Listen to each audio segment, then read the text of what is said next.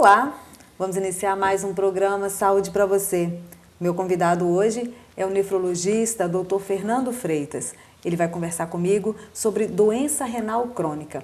É só um minutinho que já a gente está de volta.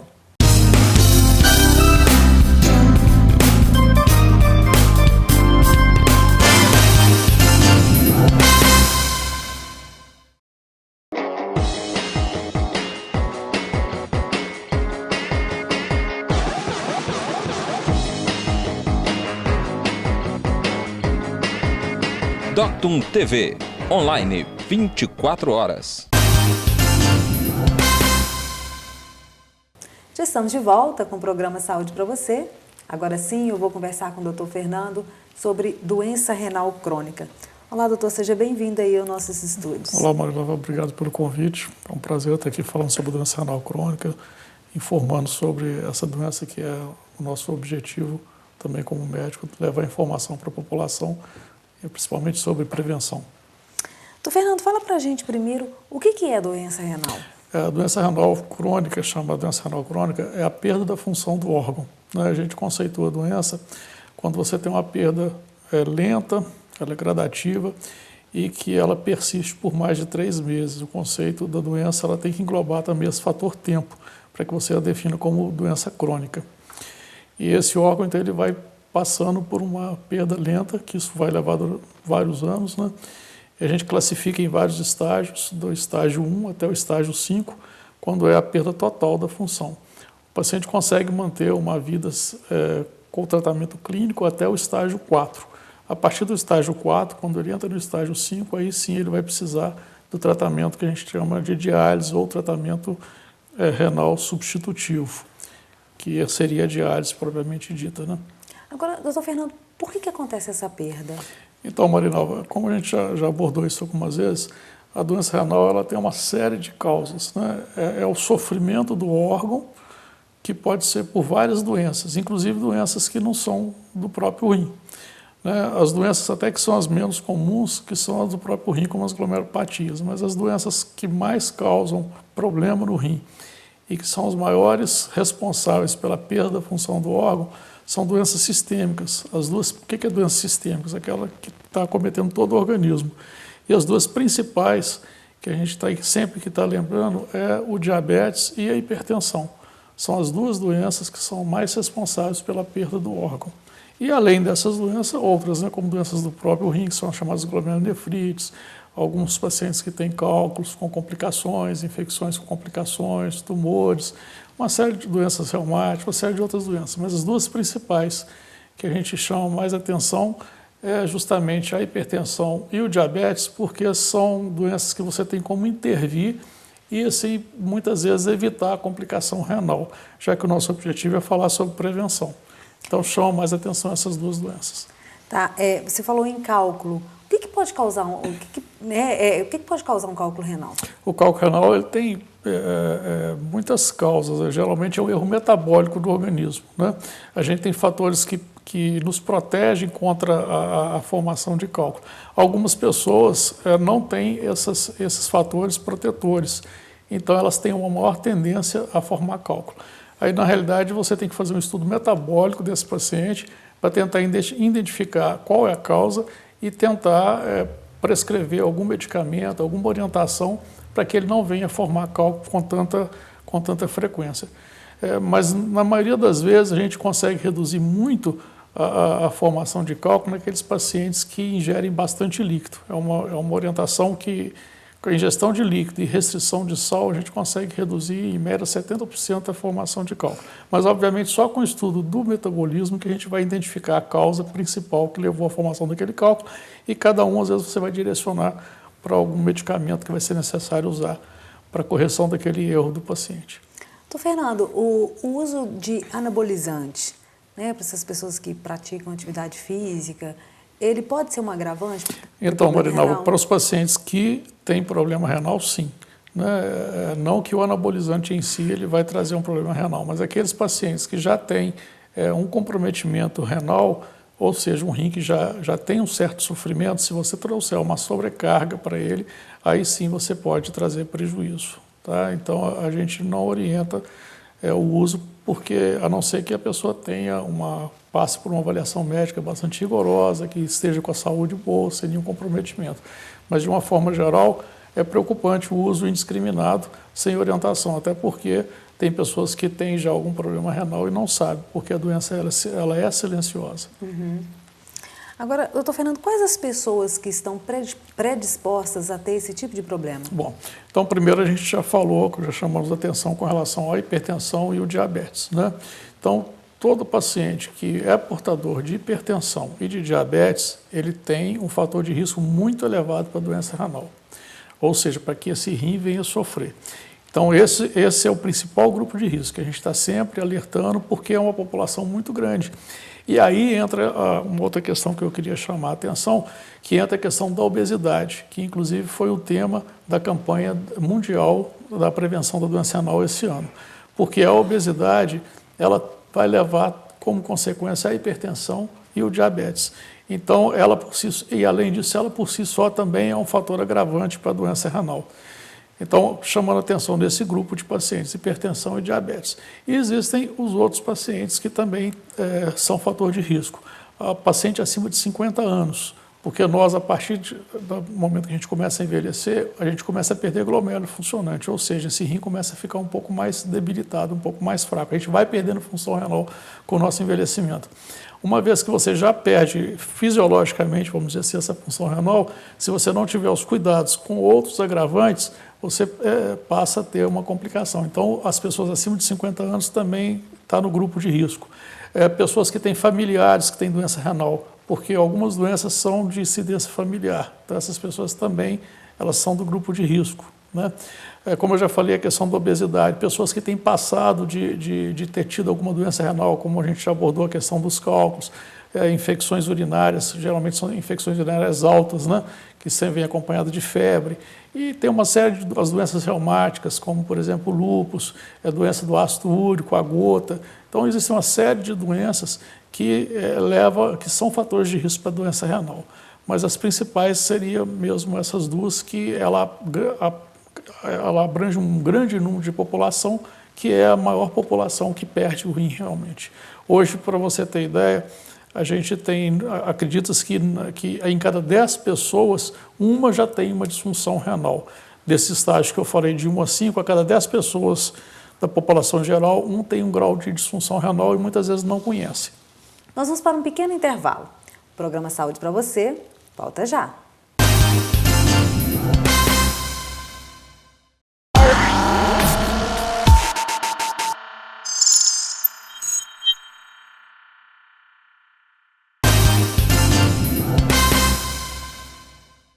Já estamos de volta com o programa Saúde para você, hoje conversando com o Dr. Fernando Freitas, que é nefrologista, sobre doença renal crônica. Agora, doutor Fernando, no primeiro bloco você falou dos fatores de risco, né, das pessoas que estão mais predispostas. Tem alguma diferença na incidência entre homem e mulher ou não? Não. Aparentemente a gente não vê uma incidência entre homem e mulher. O que a gente vê é isso, né, são a população que é mais acometida, esse grupo que eu te falei. Uhum. Mas assim, não tem a incidência maior em um grupo, não. Quais os primeiros sinais? O que a pessoa sente primeiro? Olha só, Marina, o que acontece com a doença renal é que a falência do órgão ela não dá muito sintoma ou nenhum sintoma no início da doença. O que o paciente pode ter é sintoma das doenças que causam a falência do órgão, como a gente comentou, a questão da hipertensão, que também é uma doença muito pouco sintomática, do diabetes, né? Então, daí a dificuldade de se fazer um diagnóstico precoce, que a gente alerta, que sempre tem essas campanhas para alertar justamente a população, como nós falamos do grupo de risco, que seriam os hipertensos, novamente, o diabetes, as pessoas com mais de 50 anos, aqueles que têm familiares que têm doença renal, aqueles que já tiveram alguma doença renal, que seja cálculo, infecções, o que for, ou que tem doenças sistêmicas, reumáticas, por exemplo. Então, essa população, ela deve sim, quando ir ao médico, pedir ao médico para, doutor, ver como é que está o meu rim, dar uma olhada, porque eles fazem parte do grupo de risco. Porque o sintoma da doença renal propriamente dita, ela só vai se dar numa fase muito adiantada, ou seja, quase que totalmente na perda do órgão. Então, se você pudesse fazer alguma coisa para esse órgão, você teria que fazer numa fase bem inicial. né, com o tratamento bastante precoce. Então, é importante que você faça esse diagnóstico precoce. Agora, como que é feito esse diagnóstico? É simples de ser feito. A gente já falou antes da questão da perda da função. Como é que a gente avalia a função do órgão? A gente avalia a função do órgão dosando um exame que é barato, que é a creatinina, né? Esse exame é feito no sangue. Então, você vai dosar a creatinina e você vai ver se tem uma alteração nessa função do órgão ou não. E como eu falei, há uma necessidade de você ter um intervalo de 3 meses entre uma creatinina e outra para ver se isso está se mantendo, para você definir como uma doença crônica. Outra forma que deve ser feito também, porque muitas vezes o paciente ainda não tem alteração da creatinina, porque ela custa muitas vezes a se alterar, quando ela vai alterar, às vezes o paciente já perdeu grande parte do órgão, é o exame de urina simples, que também é um exame barato, que tem na atenção primária, não é difícil de ser feito. Qualquer alteração do exame de urina, principalmente se tem perda de proteína na urina, esse paciente deve ser investigado. Então, sobretudo, esses pacientes do grupo de risco. Se ele tem uma perda de proteína, ele deve ser investigado, deve ser avaliado para ver como é que está de fato esses rins. E existem outros exames, como ultrassom, etc., mas o mais importante seria, de fato, a dosagem da creatinina no sangue e o exame de urina. Essa é a principal forma de diagnóstico? É a principal forma de diagnóstico. Você vai fazer o diagnóstico da doença renal com esses 2 exames. Você pode fazer também, se você tiver, por exemplo, uma alteração no rim em termos de imagem, mas o principal pesquisa é através do sangue e da urina. O ultrassom seria um exame complementar, que a gente vê muitas vezes, as pessoas pedem muito exame de imagem, e, na realidade, assim, o primeiro exame, o inicial, você tem que começar com uma creatinina e com o exame de urina, que seria o mais importante para iniciar a investigação. Doutor Fernando, tem algum medicamento, assim, que às vezes a pessoa pode fazer uso contínuo, que pode causar um problema renal? Então, aí é outra coisa que é interessante também ser abordada, é a questão dos medicamentos, né? A gente sabe que tem muitos medicamentos que são nefrotóxicos. O que é isso? Que eles lesam realmente o rim. Mesmo para pessoas sadias, se fizer uso de forma indiscriminada, de maneira abusiva, ele pode trazer uma lesão naquele órgão. Sobretudo naqueles pacientes que já têm uma disfunção, ou seja, que já têm o rim comprometido. Então, existe sim, né? A gente chama atenção principalmente para os anti-inflamatórios, porque são muito usados, muito prescritos e muito usados até de forma abusiva, sem até mesmo prescrição. Então, sobretudo aqueles pacientes que já têm alguma alteração no órgão, deve ter muito cuidado. E dependendo da fase, deve ser evitado o uso do medicamento. E outra coisa também, existem outros medicamentos, ou determinados antibióticos, que você tem que saber qual é a função renal desse paciente para você ajustar a dose dos remédios. Por isso que fazer o uso de medicamentos sem prescrição médica é uma coisa complicada. Porque às vezes uma dose que você está tomando não é a mesma que o outro paciente vai tomar. Então todos esses cuidados têm que ser dados. A gente chama atenção para os anti-inflamatórios. Outro medicamento que a gente chama atenção são os contrastes, né? Sobretudo os contrastes iodados. E a gente vê que muitas pessoas às vezes precisam de fazer exames, sobretudo os pacientes mais idosos, né? Vão ter que fazer um cateterismo, fazer uma tomografia. Então tudo isso tem que ser muito bem avaliado pelo médico, se realmente aquele exame é muito importante, se é imprescindível, se não tem nenhum outro exame que possa ser substituído, porque o contraste iodado num paciente que tem um grau de disfunção renal, ele vai sim agravar aquela função renal, né? Então isso tem que ser visto com cuidado. Tem que avaliar a necessidade, a indicação, ou se tem um outro exame que possa ser substituído. Agora, doutor Fernando, qual que é a principal forma de prevenção? A principal forma de prevenção é esse. Se você é do grupo de risco, você deve avaliar como está seus rins, pelo menos uma vez ao ano. Se você é um hipertenso, se você é um diabético, se você já avaliou, não tem nada, pelo menos uma vez ao ano, você deve fazer uma revisão médica, ver como é que está a sua creatinina, ver como é que está o seu exame de urina. E aí, uma vez identificado que você tem já uma função renal prejudicada ou alterada, tratar de maneira adequada, que seria principalmente tratar a doença de base. O que é doença de base? A doença que levou a isso, né? Se é hipertensão, controle adequado da hipertensão.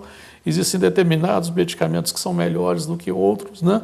Que tem um grupo de medicamentos que são mais nefroprotetores, vamos dizer assim, do que outros. Então, não é só o fato de controlar a pressão Daí a importância do paciente ir ao médico, ser bem orientado.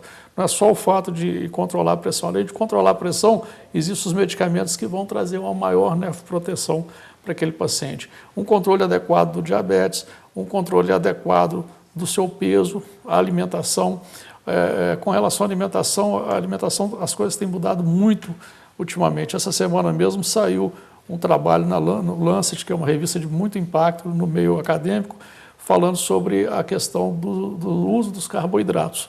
Sendo os carboidratos, foi um estudo feito durante 10 anos, onde eles estudaram a população de 18 países, onde mostrou que o carboidrato está muito mais ligado ao risco por morte cardiovascular do que as próprias gorduras, que até então é o maior vilão que a gente conhece, né? E a gente sabe que o uso abusivo do carboidrato vai levar à obesidade, a obesidade vai levar à hipertensão, vai levar ao diabetes e vai levar à doença renal. Então a prevenção, na realidade, é uma série de atitudes, né? Uma vida saudável, procurar o médico sempre que necessário, evitar drogas sem necessidade, uma qualidade de vida que a gente tem a preocupação em ter essa boa qualidade, em fazer a coisa certa como deve ser feito. Agora, doutor Fernando, essa doença, ela tem cura ou o tratamento seria só o controle? Olha só, a doença renal, uma vez instalada, ela não tem cura, tá? Ela é, inclusive, evolutiva. Você não consegue impedir a evolução da doença. Por isso, a importância do diagnóstico precoce. Porque talvez na fase muito inicial da nefropatia diabética, que a gente chama de nefropatia incipiente, você ainda consiga impedir a evolução. Mas uma vez que a perda da função renal está instalada, ela é progressiva. Mas mesmo assim é importante o tratamento, por quê? Porque você vai retardar a evolução. Então, dependendo da faixa etária do paciente, você vai conseguir impedir com que ele venha perder a função renal totalmente, né? Porque, como eu falei, ela se classifica em 5 estágios. Então, à medida que você consegue retardar essa evolução, esse paciente vai ter mais anos de vida com a doença evoluindo de maneira mais lenta. Às vezes ele vai chegar ao final da vida dele e morrer por uma outra causa que não a doença renal. Então é muito importante você atuar de forma preventiva. Você consegue impedir e, inclusive, você consegue retardar, como eu falei, a doença e às vezes impedir com que ele venha no estágio final e venha precisar do tratamento dialítico. Não que o tratamento dialítico seja o problema. Eu gosto sempre de falar isso porque muitas vezes quando o paciente chega nesse estágio, ele tem o pavor da diálise. Aí eu volto a repetir, não é a diálise que é o problema é a doença. Chegou nesse estágio, ele precisa de tratar porque é uma outra forma de tratamento, ele vai precisar da diálise. Mas se você puder impedir a evolução da doença, é um grande ganho para o paciente. Daí a necessidade do diagnóstico precoce e de você atuar de forma bastante intensiva para que evite a progressão da doença. Agora, a cura da doença renal, você não consegue curar a doença. Mas, além de evitar essa evolução, é importante você atuar para evitar as complicações da doença, que à medida que o órgão vai parando de funcionar, vão surgindo complicações sistêmicas, aí sim, na fase mais avançada, o paciente vai ter sintomas de uremia, vai ter anemia, vai ter doença óssea, e são todas complicações da falência do órgão. Ok, tá aí mais uma dica do programa Saúde para você. Agradeço a participação, doutor, no nosso programa. Tá, muito obrigado. Ficou alguma dúvida? Quer sugerir um tema para gente? O número do nosso WhatsApp está aparecendo agora na tela, ou na nossa página do Facebook. Até o próximo programa. Saúde para você!